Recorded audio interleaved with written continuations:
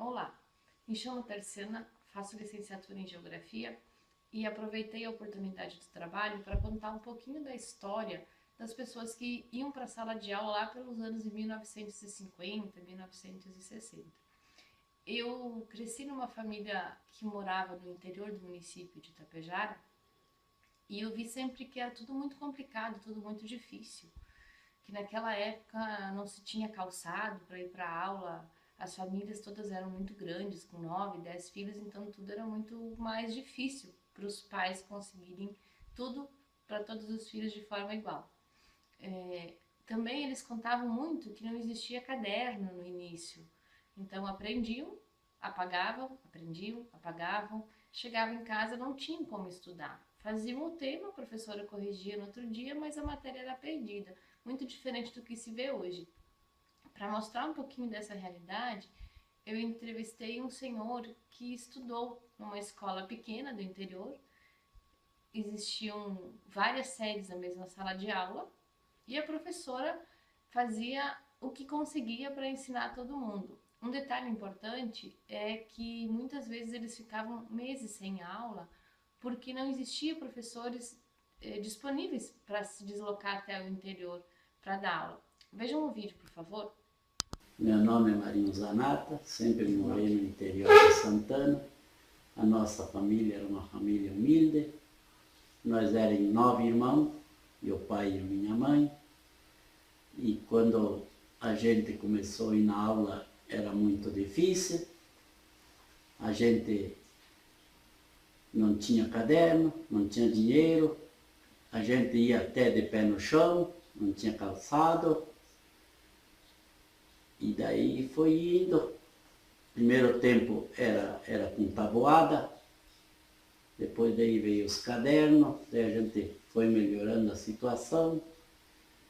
E como a gente, no inverno, a gente ia de pé no chão, daí a professora esperava a gente com fogo, foguinho de nó de pinheiro e lenha, para a gente se esquentar.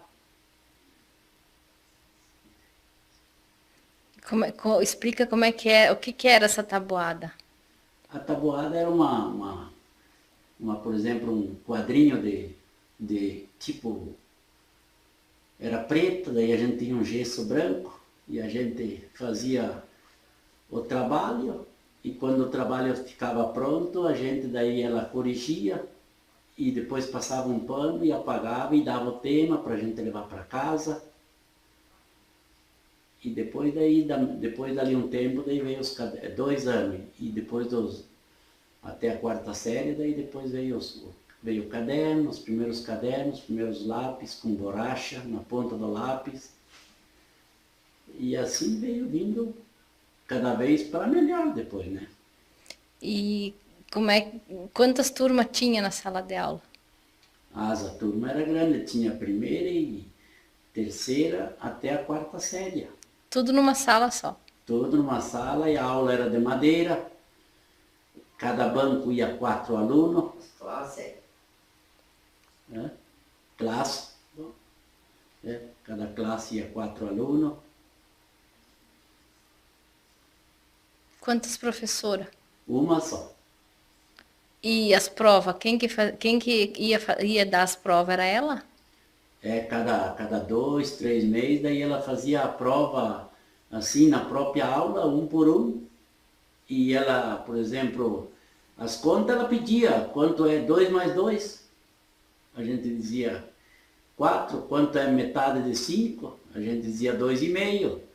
E ela anotava no caderno e depois no fim do ano ela via quem passava e quem não passava.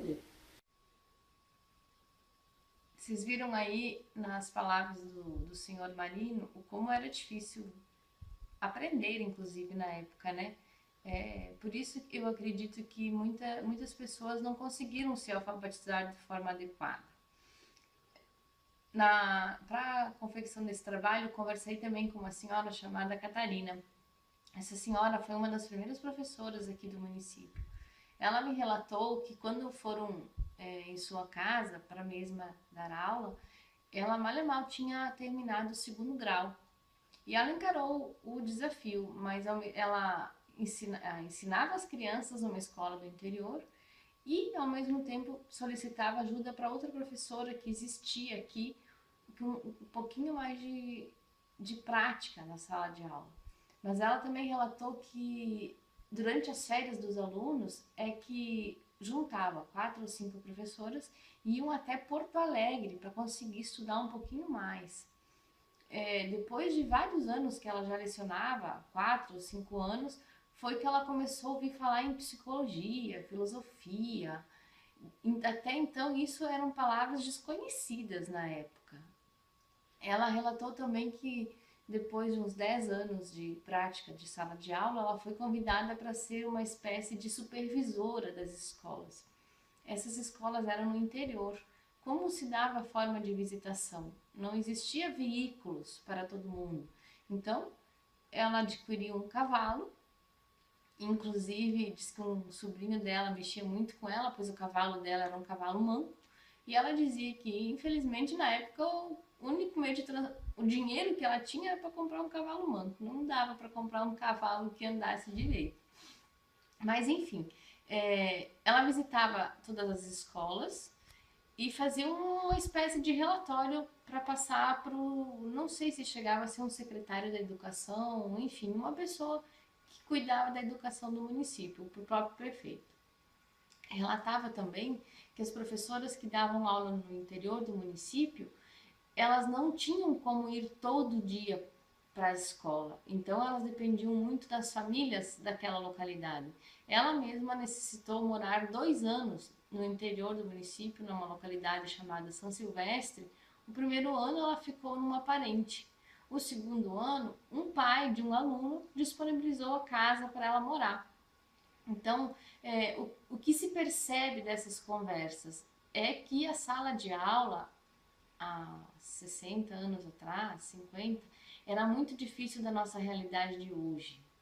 Que as salas de aula eram muito necessitadas, que aquelas crianças conseguiram aprender um pouquinho, muito mais pelo esforço delas e dos professores, do que o material que era exposto para elas. Hoje, numa sala de aula, a gente tem vídeos, telefones, internets, computadores, a alfabetização das crianças pequenas. Você tem uma gama de brinquedos que te possibilitam ir muito além do trabalho. Você brinca com as crianças ensinando.